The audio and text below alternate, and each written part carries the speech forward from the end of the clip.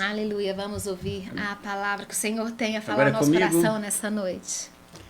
Eu quero convidar vocês a abrirem suas Bíblias em João 8, de 31 a 36. Vou pedir para a Fabrícia ler para a gente, ali mesmo. Ah, tá, ok. João João 8, 8, 31 a de 36. 31 a 36. Vamos ler. Disse Jesus aos judeus que haviam crido nele: se vocês permanecerem firmes na minha palavra, verdadeiramente... Só um minutinho. Se vocês conhecerem firmes na palavra, se vocês permanecerem firmes na minha palavra, verdadeiramente serão meus discípulos. E conhecerão a verdade, e a verdade os libertará. Eles lhes responderam: somos descendentes de Abraão e nunca fomos escravos de ninguém. Como você pode dizer que seremos livres? Jesus respondeu: digo-lhes a verdade. Todo aquele que vive pecando é escravo do pecado. O escravo não tem lugar permanente na família, mas o filho pertence a ela para sempre. Portanto, se o filho os libertar, vocês de fato serão livres. Amém? Amém. Eu sou bem legal, né? Eu peço para a Fabrícia ler E tampa. e tiro a tela dela. Exatamente. Legal, né? Vamos orar mais uma vez? Amém. Deus querido, eu quero te agradecer pela tua palavra, Senhor. E eu quero te pedir que o Senhor nos fale através dela. Oh, Deus, Que a tua palavra, Senhor, dê sempre o norte que precisamos. Que a tua palavra sempre nos aproxime mais e mais do Senhor. Verdade, Pai. Que a tua palavra nos limpe, como disse Jesus, Pai, a cada dia, Deus, Verdade, a cada Deus. dia. Eu te peço que o Senhor nos abençoe nessa noite pela tua palavra, no nome do Senhor Jesus. Amém. Amém. O que significa verdade? Verdade. Sabemos que verdade não significa apenas a veracidade dos fatos, né? Ou um assunto em consideração. Mas o texto que nós lemos fala de verdade, verdade do grego aletheia. Deve ser assim que pronuncia aletheia, que traz dois sentidos, um sentido objetivo e um subjetivo. O sentido objetivo está no sentido de verdade, realidade, fato, verdade moral e religiosa, verdade como noção de Deus que é revelada à razão humana, sem a intervenção sobrenatural. Por exemplo, Paulo teve lá uma intervenção, né, sobrenatural. Ele foi derrubado, caiu no chão, tal, ele ouviu a voz do Senhor. Então tem esse sentido, né? Mas também tem um sentido subjetivo, né? Que é verdade como excelência pessoal, sinceridade da mente, livre de paixão, pretensão, simulação, falsidade, engano. Então, nós temos visto, eu acredito que não é de hoje não, nós temos visto ensinamentos equivocados, tanto pessoalmente como pela TV, e a impressão que temos, e essa impressão a gente pode perceber na Bíblia, né? Nós temos a impressão de que pessoas buscam a Jesus apenas pelos favores, pelas bênçãos, né, oferecidas a Ele, como as multidões que estavam sempre com Jesus, né? Lá em João 6:26 diz assim: Jesus respondeu e disse-lhes: na verdade vos digo, que me buscais não pelos sinais que vistes, mas porque comestes do pão e vos saciastes. Então essa corrida atrás das bênçãos de Jesus não é de hoje, né? Não é de hoje.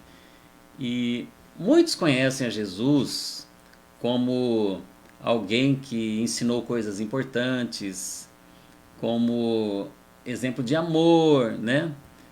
Mas é preciso que Jesus seja conhecido como o Senhor que liberta, porque ele não veio apenas para ensinar boas coisas, ele veio para salvar, ele veio para libertar, né? Então isso nós lemos aqui em João 8, e Jesus é essa verdade que liberta. As pessoas precisam conhecer a liberdade que é Jesus, e elas precisam fazer isso enquanto há vida. Sabe por quê? Porque depois que morrer não tem mais como alguma providência, não tem. Hebreus 9, 27 e 28 diz assim, veja, presta atenção. E assim como aos homens está ordenado morrerem uma só vez, vindo depois disso o juízo, assim também Cristo, tendo-se oferecido uma vez para sempre para tirar os pecados de muitos, aparecerá a segunda vez sem pecado aos que o aguardam para a salvação. Aleluia, olha só que bênção. Jesus voltará e ele aparecerá para quem? Para quem o aguardam para a salvação. Que coisa boa isso. Então eu quero pensar com você. Primeiro, a verdade sendo conhecida, né? A verdade que é Jesus sendo conhecida e ele pode ser conhecido. E como é que ele pode ser conhecido? Ele pode ser conhecido primeiro pela própria palavra, pelo evangelho, ele pode ser conhecido pelo testemunho de cada um de nós, ele pode ser conhecido pela própria natureza, né? Então, pela palavra, vamos pensar um pouquinho nesse conhecimento de Jesus pela palavra. Nós podemos conhecer Jesus e as pessoas podem conhecer Jesus pela palavra pregada por ele mesmo. E eu vou citar alguns versículos para vocês, e se vocês quiserem anotar, para vocês lerem mais tarde, refletirem mais tarde. Mateus 4, 23 mostra Jesus em pleno trabalho, em plena atividade aqui, né? Mateus 4, 23 diz assim: E percorria Jesus toda a Galiléia, ensinando nas sinagogas, pregando o evangelho do reino e curando as doenças e enfermidades do povo. Jesus percorria toda a Galiléia ensinando e pregando. Gente, e vocês estão se lembrando como era aquela época, né? Aquela região ali, calor escaldante de dia, gelo à noite, não tinha nenhum meio de transporte como hoje nós temos. O máximo ali era um animalzinho, mas normalmente era a pé mesmo. E ele sempre trabalhando, sempre ensinando, sempre pregando. Marcos 2, 1 e 2 diz assim: Dias depois entrou Jesus de novo em Cafarnaum, e logo ocorreu que ele estava em casa. Muitos afluíram para ali, tantos que nem mesmo junto à porta eles achavam lugar. E anunciava-lhes a palavra. Então, Jesus não perdia a oportunidade de pregar o evangelho. E essa palavra também pode ser e deve ser pregada pelos seus servos, pelos seus filhos, né? A verdade precisa ser anunciada como era aquela época, em todo lugar, né? Atos 5:42 diz assim: E todos os dias, no templo e de casa em casa, não cessavam de ensinar, de anunciar a Jesus o Cristo. A gente conversa sobre tanta coisa, né? Mas eles tinham tanta convicção daquilo que eles criam, que eles não perdiam a oportunidade de falar do amor de Jesus. E qual é o tempo? Qual é o tempo para a gente pregar o evangelho? Qual é a hora certa? Qual é o dia certo? Seria num domingo à noite? Só não. Paulo instruindo o seu amigo, está lá em 2 Timóteo 4:2, diz assim: prega a palavra, insta, quer seja oportuno, quer não, corrige, repreende, exorta com toda longanimidade e doutrina. Você vê, paciência, tranquilidade, doutrina, e ali, corrigindo com muito amor, mas todo o tempo, prega a palavra, insta, quer seja oportuno, quer não, é oportuno, vamos falar, não é oportuno, vamos falar assim mesmo. E alguém pode se orgulhar de pregar o evangelho? Ah, eu falo de Jesus todos os dias. Você pode se orgulhar por isso? Pois não? Veiga contribuindo, dizendo: interessante a distinção entre doenças e enfermidades. Fala aí, Veiga. Eu não tô lembrado dessa diferença, não. Fala aí pra gente. Meu celular. Se alguém prega a Jesus todos os dias, pode se orgulhar disso? Lá em 1 Coríntios 9:16, olha só a consciência, o foco de Paulo. Se anuncio o evangelho, não tenho de que me gloriar, pois sobre mim pesa essa obrigação, porque ai de mim se não pregar o evangelho. Então você está pregando o evangelho todo dia? Legal, pregue o evangelho, porque essa é obrigação, né? Na verdade, o evangelho deve ser anunciado, né? Por nós. Por quê? Lá em Mateus 28:19 diz assim: Ide, portanto, fazei discípulos de todas as nações, batizando-os em nome do Pai, do Filho e do Espírito Santo. Esse ide aqui é interessante que está mais para indo, né? Então, indo como estilo de vida. Então, você indo trabalhar, fala de Jesus. Indo à escola, fala de Jesus. Esse mesmo ide está lá em Mateus 28:11. Está escrito assim: e indo elas, eis que alguns da guarda foram à cidade. Veja, e indo elas, que é a mesma palavrinha de Mateus 28:19. Então ficaria assim: indo, portanto, fazei discípulos de todas as nações. Você vai fazer o que for, você vai no mercado, fale de Jesus, você não perca a oportunidade. A gente não pode perder essa oportunidade. E pelo testemunho, né? Então nós falamos de Jesus. Jesus é conhecido pela palavra, tanto pregada por ele, quanto pregada por nós. E também ele é conhecido pelo testemunho, né? Pelo falar. Então nós precisamos aqui tanto falar como dar testemunho, né? Eu sempre costumo dizer que o testemunho é imprescindível na nossa vida. É imprescindível. Mas não pode ficar só no testemunho. Pensa comigo. Se os discípulos, se os primeiros cristãos apenas tivessem uma vida reta de testemunho, será que daria tempo do evangelho chegar até nós? Então é preciso, é necessário, é imprescindível, é fundamental, mas não pode ficar só no testemunho. Nós precisamos falar, né? Filipe, ele foi sensível à voz do Espírito Santo e ele anunciou ao eunuco, né? Então está lá em Atos 8:29. Está escrito assim: então disse o Espírito a Filipe: aproxima-se deste carro e acompanha-o. Correndo Filipe ouviu ler o profeta Isaías e perguntou: compreendes o que vens lendo? Ele respondeu: como poderei entender se alguém não me explicar? E convidou Filipe a subir e a sentar-se junto a ele. Então Filipe explicou e começando por essa passagem da Escritura, anunciou-lhe Jesus. Agora imagina o trabalho que ele teve, né? De sair correndo atrás dessa carruagem aqui e falar, conversar ainda correndo. E ele falou ao eunuco. E vocês conhecem o final da história, né? O eunuco recebeu essa palavra, creu em Jesus e foi batizado naquele dia mesmo, né?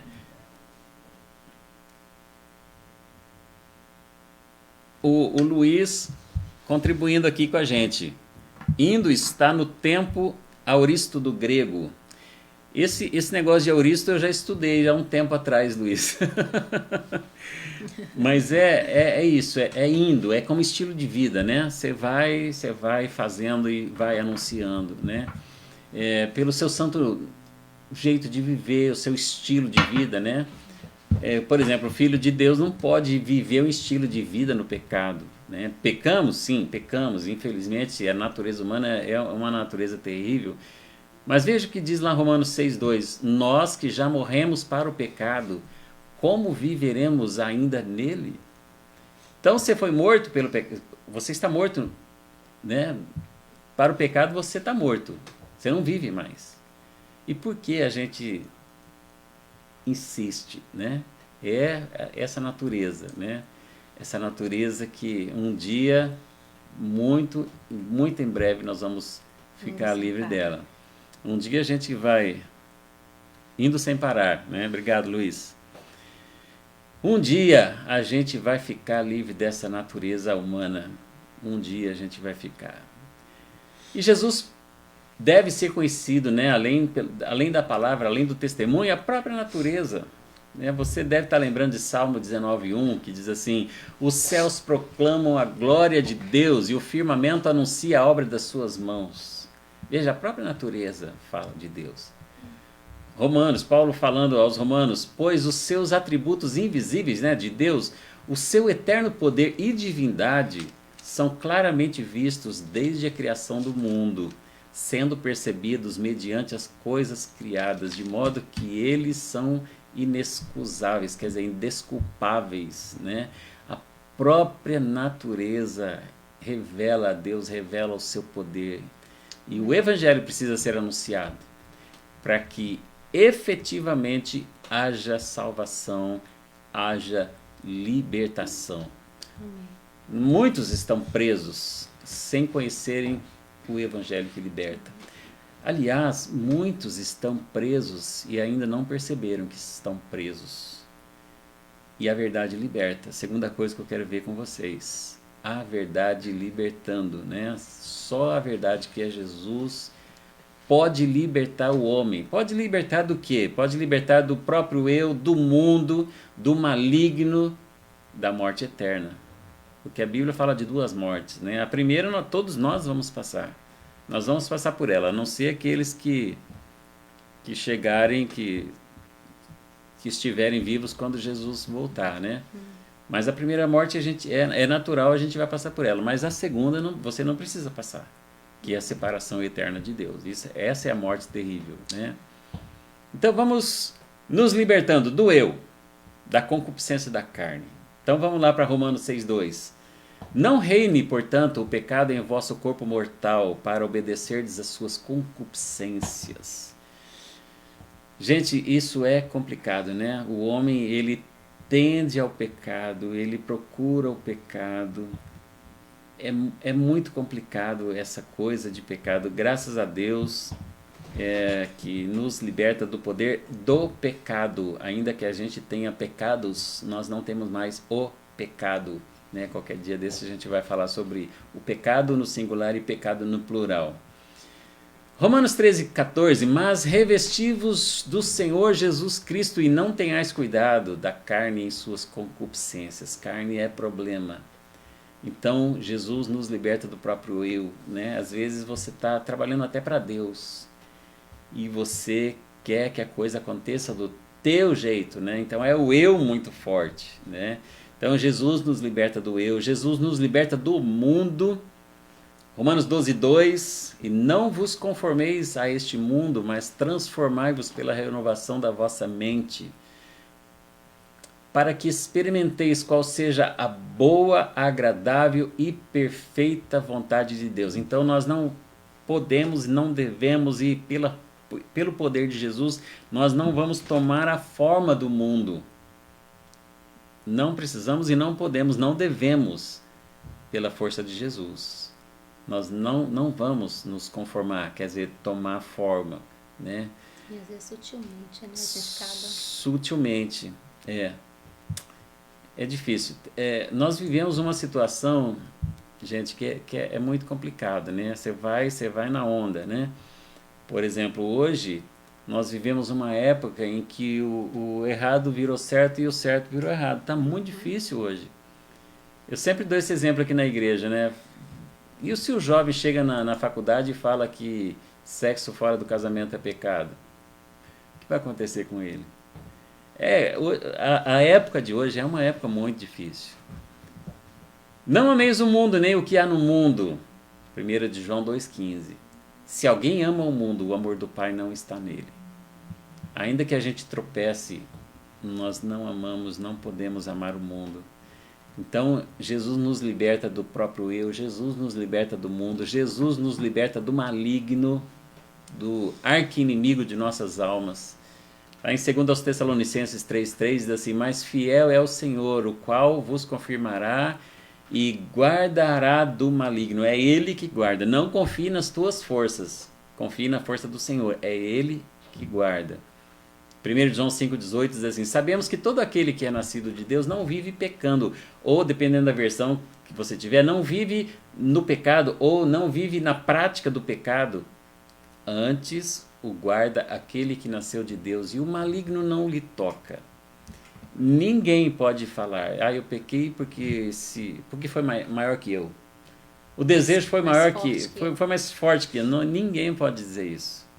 Porque o Senhor, Ele é fiel, Ele nos protege. A Bíblia tem outro versículo que eu não lembro, se alguém se lembrar, cita aí pra gente nos comentários que Deus é fiel e Ele não permite que nós sejamos tentados além, acima das nossas É aquela forças. questão da legalidade, né? É. Você pode dar legalidade, é isso que a Fabrícia está lembrando aqui. Você pode dar legalidade, né? Você dá munição pro inimigo, né? Você age, você vive de uma forma que ele vai trabalhar na tua vida legalmente, porque você deu essa liberdade, né? Ele nos livra também da morte eterna. O versículo mais conhecido do mundo, João 3,16. E nós vamos ler o 16 e o 36. João 3, 16 e o 36, que diz assim: porque Deus amou o mundo de tal maneira que deu seu Filho unigênito para que todo aquele que nele crê não pereça, mas tenha a vida eterna. Quem crê no Filho tem a vida eterna. O que, porém, desobedece ao Filho não verá a vida, mas sobre ele permanece a ira de Deus, quer dizer, o julgamento de Deus. O Alex está contribuindo dizendo que temos que matar o leão que está dentro de nós todos os dias. Misericórdia, né, Alex? Misericórdia. É uma luta. Eu, nossa carne. Gente, é tão impressionante a nossa natureza que você hoje passa o dia em oração, em leitura da palavra, em comunhão com o Senhor. Agora na quarentena está mais fácil para isso, né? Aí você está abastecido espiritualmente por quantos dias? É diário, isso é diário. A nossa natureza humana é tão complicada. Eu fiquei sabendo de uma história que eu não sei dizer onde aconteceu, porque eu ouvi essa história e quem disse foi uma história verídica de alguém, servo do Senhor, vinha no trânsito cantando louvores a Deus, orando e era um senhor muito forte. Ele praticava paraquedismo, então ele tinha muita força assim no braço. E ele estava ali dirigindo, cantando, louvando a Deus, orando e tal, e ele levou uma fechada e começou ali uma discussão no trânsito ali, e o cara veio para cima dele e ele deu um murro no queixo da pessoa lá, do outro rapaz, que quebrou o queixo. O homem é complicado, o homem é homem. Misericórdia, misericórdia. Gente, concluindo, Jesus Cristo é a verdade que liberta. Gente, ninguém pode dizer assim, olha, eu com a minha própria força eu vou fazer isso ou aquilo. Você não tem força, você não tem nem amor, você não tem nada. Tudo que nós temos vem de Deus. Até o desejo para buscar o Senhor vem dele. Muitos estão procurando a liberdade em pessoas, em coisas, em muitos lugares e de muitas formas.